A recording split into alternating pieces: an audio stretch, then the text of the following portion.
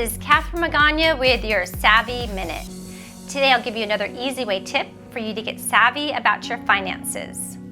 Today's tip will cover what is a mega backdoor Roth IRA.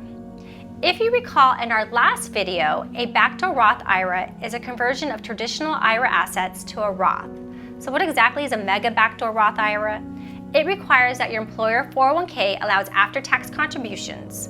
A mega backdoor Roth IRA allows you to contribute an additional $37,000 in 2019 into a Roth IRA or Roth 401k. This is on top of your regular contribution limits of $19,000, and if you're an employer 401k plan that allows after-tax contributions up to the current limit of $56,000 in 2019 or $62,000 if you're the age 50 or older.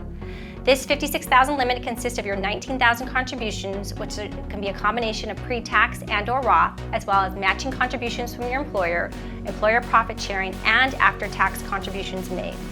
Remember, not all 401k plans allow them, so I would make sure and check with your Human Resources Department or plan administrator. Even if your employer offers after-tax 401k contributions, you may not be able to fully maximize the contributions due to plan limits and non-discrimination testing for highly compensated employees. Also, you need to check to see if your employer offers in-service distributions to a Roth IRA or if you're able to move money from your after-tax portion to a Roth IRA. There's some moving parts to this strategy, so I would suggest you consult with a certified financial planner representative to look at your overall financial situation to see if this strategy makes sense for you. For specific tax-related questions, consult with your tax advisor.